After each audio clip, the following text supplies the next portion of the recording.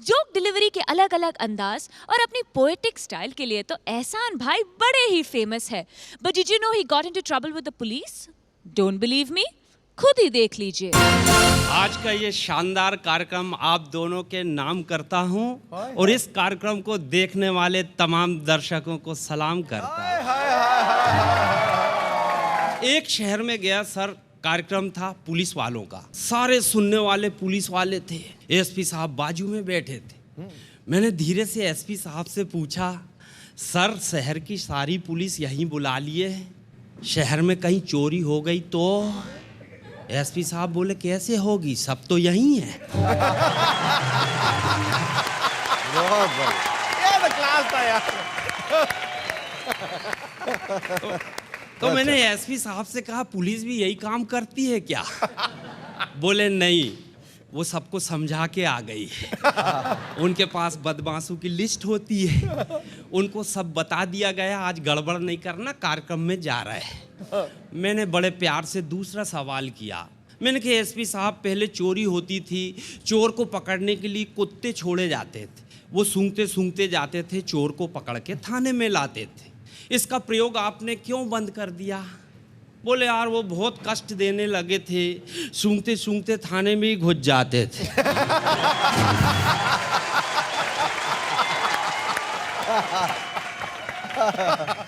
मगर उस कार्यक्रम में एक कवित्री आई, उसने डायरी खोली, पहली लाइन पढ़ी, चलो दिलदार चलो। एसपी साहब खड़े हो गए, बोले चांद के पार चलो। सारे सिपाही सुन के खड़े हुए, बोले साहब हम भी हैं तैयार, चलो।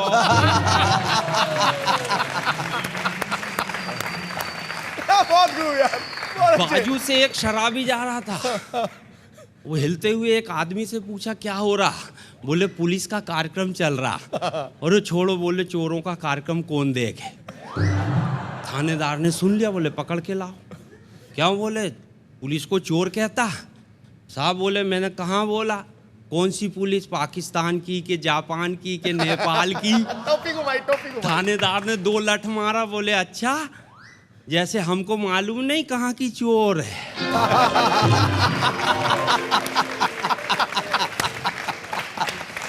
अच्छा, वो खटिया लगा के सो गया, उसकी खूब धुनाई हुई, उसको होश ही नहीं थे। एक तो टुन आदमी और दूसरा पिटा हुआ। रात में शहर में गड़बड़ हो गई, कर्फ्यू लग गया, सब घरों में घुस गए, भारी सो रहा। एक आया वहां से सिपाही, उसने 2 लठ मारा। क्यों? बोले कर्फ्यू लगा है, समझ में नहीं आता, चल थाने। बोले सर इस हालत में ले जाओगे, अच्छी बात नहीं, कपड़े तो पहनने दो। बोले जल्दी पहन के आ। वो अंदर गया, अंदर से ताला लगा लिया। सिपाही ने खिड़की से झांक के बोला, बाहर आ। बोले क्यों आऊं, बाहर कर्फ्यू नहीं लगा?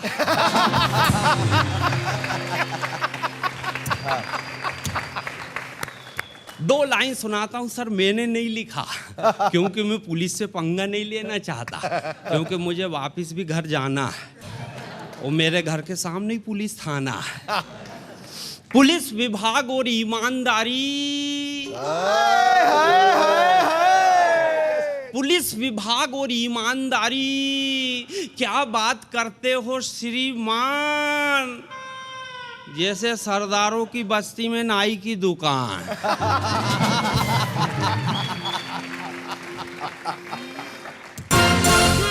अब ऐसी बातें करेंगे तो पुलिस तो नाराज होगी ही ना। और अडवाणी जी कैसे? सी फॉर योरसेल्फ। मैंने स्टार 1 पर खूब हंसाया, लोगों को बड़ा मजा आया। मैंने स्टार 1 पर खूब हंसाया, लोगों को बड़ा मजा आया। पाकिस्तान के एक आदमी ने मुझे किया फोन, मैंने कहा हेलो कौन? पाकिस्तान के एक आदमी ने मुझे किया फोन, मैंने कहा हेलो कौन? बोले कुरैशी जी पाकिस्तान भी आइए, हमको भी हंसाइए। मैंने कहा बेटा पाकिस्तानी, हमें भी समझ रहे हो लाल कृष्ण आडवाणी। मैंने कहा बेटा पाकिस्तानी, मुझे भी समझ रहे हो लाल कृष्ण आडवाणी। अरे तुझे बिल्कुल नहीं दिख रहा है, अपना माल तो इस देश में ही बहुत बिक रहा है। और देशभक्ति की 2 आखिरी लाइन, बेटा सुन ले, इस देश में पैदा हुआ हूँ, इसी देश में मरूंगा, और मैं कोई झूठा नेता नहीं हूँ जो तेरे देश में जिन्ना जी की झूठी तारीफ करूंगा, जो तेरे देश में जिन्ना जी की झूठी तारीफ करूंगा। एहसान बड़े ही मूड में है। इन्होंने तो अपने साथी लाफ्टर चैंपियंस को भी नहीं छोड़ा। मेरे एक दोस्त सुनील पाल, बहुत अच्छे दोस्त, धमाल। हाँ, जिनको भगवान ऐसे दोस्त दे दुश्मनों की जरूरत ही नहीं। मेरी सबसे पहली मुलाकात उनसे चिड़ियाघर में हुई थी। बंदर के पिंजरे के सामने मैं बाहर खड़ा था। वो कहाँ थे आप तो समझ गए। 6 लोग यहाँ पर आए। पराग कंसारा बहुत अच्छे दोस्त हैं, बच्चों को बहुत ऊंची ऊंची बात सिखाते हैं। बेटा सोचो, दिल सोचो, उनको सिखाए। कोई पानी मांगे तो 3 चीज पूछना। बोले कैसे? बोले जैसे वो बोले पानी पिलाओ तो उनको बताना कहाँ का लाऊं, नल का, कुएं का या हैंड पंप का। बच्चा बहुत ही ऊंचा सोचा। एक दिन मैं पहुंच गया, बेटे मैंने कहा पानी पिलाओ। बोले अंकल कहाँ का लाऊं, नल का लाऊं, कुएं का लाऊं, हैंड पंप का लाऊं। मैंने कहा 3 पानी रहने दे। चाय पिला। बोले कहाँ की लाऊं, असम की लाऊं, दार्जिलिंग की लाऊं या बंगाल की लाऊं, श्रीलंका की लाऊं। चाय भी 3 रहने दे। लस्सी ला। बोले मद्रास की लाऊं कि पंजाब की लाऊं कि आसाम की लाऊं। मैंने कहा यार लस्सी भी 3। मैंने कहा रहने दे, तू तो पिताजी को बोला। बोले कहाँ के बोला? गुजरात के बोलाऊं कि मद्रास के बोलाऊं? खतरनाक होते हैं, ज्यादा नहीं सोचना चाहिए। और बच्चे ने ज्यादा ही सोचा, उसकी मंगनी के लिए गए। पराग जी साथ में बैठे, बोले बेटा ऊंची ऊंची छोड़ना। लड़की वालों ने पूछे बेटा कहाँ तक पढ़े हो, मैट्रिक तक? बोले नहीं MA तक। बेटे प्राइवेट नौकरी करते हो? नहीं, बोले सरकारी। 5,000 तनख्वाह होगी? नहीं, बोले 10,000। उतने में बच्चे को खांसी आई। बोले खांसी है? बोले नहीं, TB।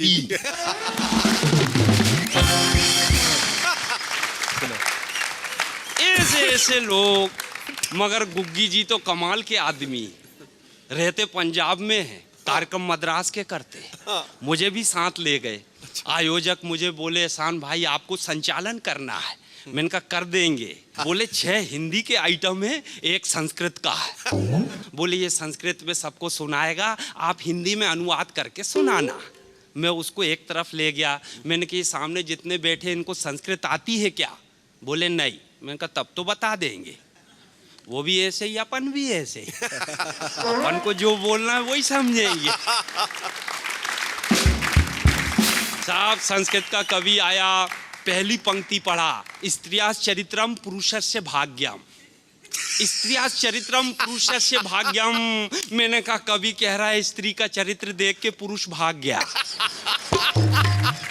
उसने दूसरी लाइन पढ़ी, न जाना कि देवो कुतो मनुष्यम, न जाना कि देवो कुतो मनुष्यम। मैंने कि ये कह रहा है जिसे देवता नहीं जान पाए उसे कुत्ता क्या जान पाएगा। और इन 6 लोगों में सर राजू श्रीवास्तव जी है। आज आप ठान के आए, लगता है एक की क्लास लेंगे। नहीं, सब मुझे निपटा रहा है। मैंने सोचा मैं भी निपटा। इसके बाद कोई आपको नहीं निपटाएगा।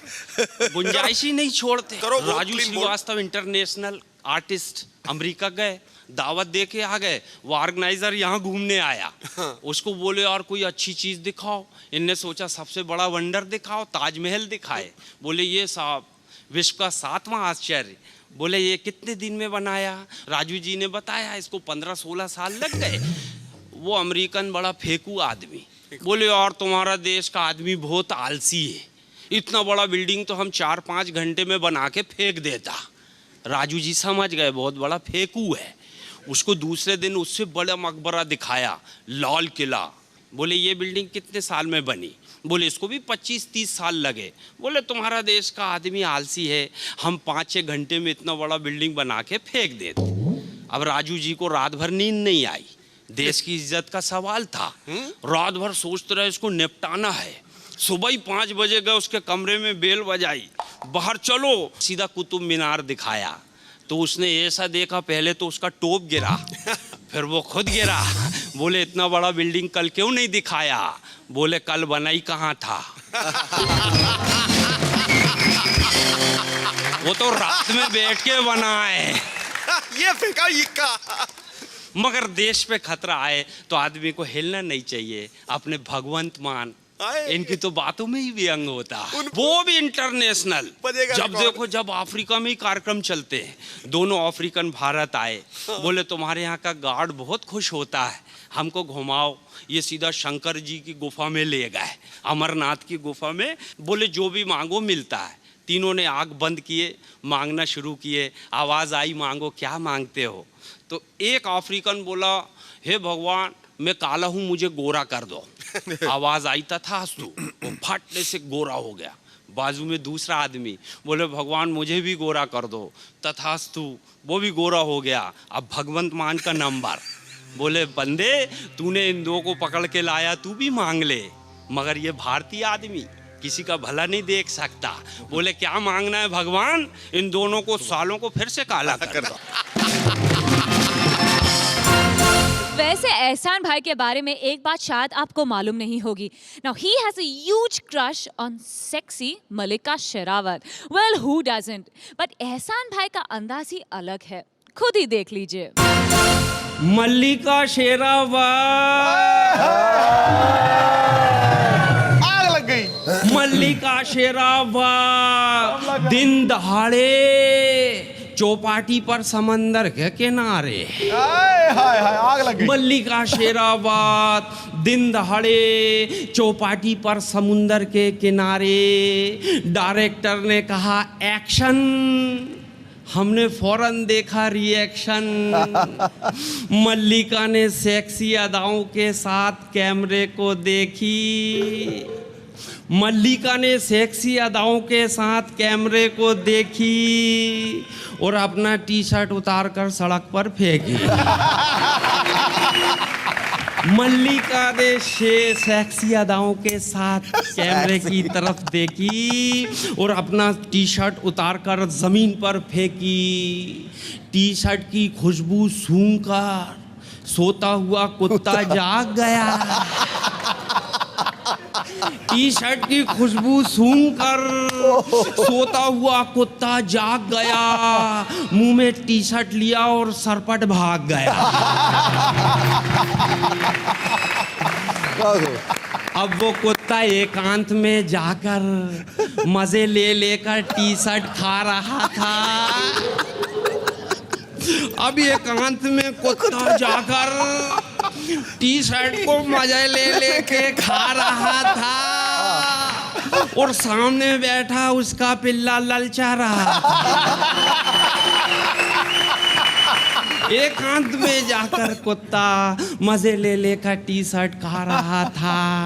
उसका पिल्ला सामने बैठ के ललचा रहा था. पिल्ला बोला, पापा पापा मुझे भी जवानी की दहलीज पे कदम रखने दो थोड़ा टी शर्ट मुझे और भी खाने दो. थोड़ा सा टी शर्ट मुझे भी चखने दो.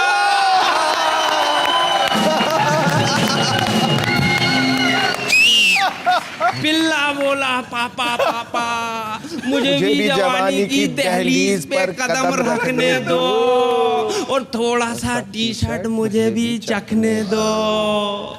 कुत्ता बोला, बेटे टी शर्ट देख के तेरे दिल में कुछ कुछ होता है. तू छोटी छोटी बातों पर क्यों रोता है? तुझे क्या मालूम बेटा, इस टाइप का हर आइटम केवल वयस्कों के लिए होता है. We've already seen the best of एहसान कुरैशी. अब बारी है हमारे हंसी के बादशाह की, सुनील पाल. बहुत अच्छे अपने अपने फन में माहिर अलग अलग अंदाज के लोग हमारे इस प्रोग्राम में आए. सबका टिपिकल स्टाइल है. जैसे पराग कंसारा किसी जोक का रिस्पांस अपने पर लेना नहीं चाहते. मैंने सुना दिया, आप सोचो.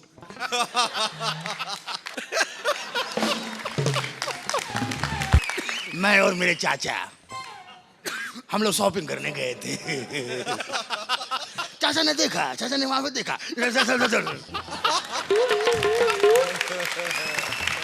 अब क्या देखा ये आप सोचो।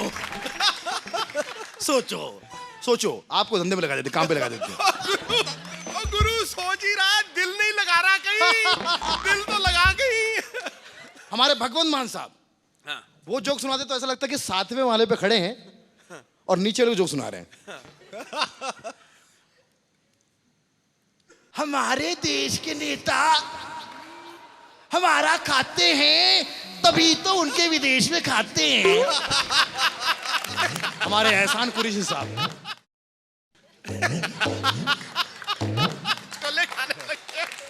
तो मैंने एक से कहा, क्या कहा? क्या कहा?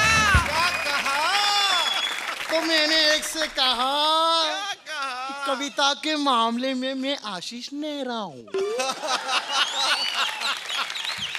तो मैंने एक से कहा कि कविता के मामले में मैं आशीष नेहरा हूं। वो मुझसे बोला चुप कर, मैं दोनों कान से बहरा हूं।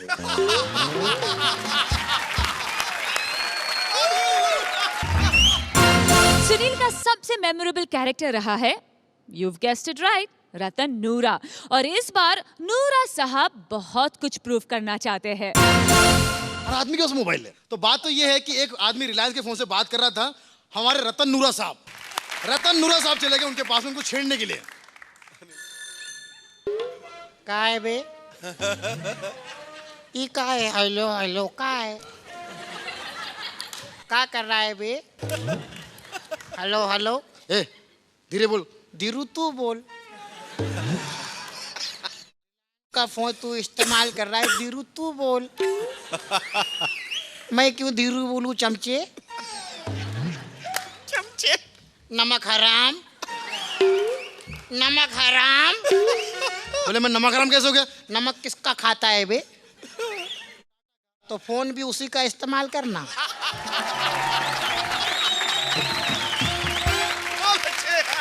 साले हर चीज को प्रूव कर सकता हूँ, हर चीज को प्रूव कर सकता हूँ।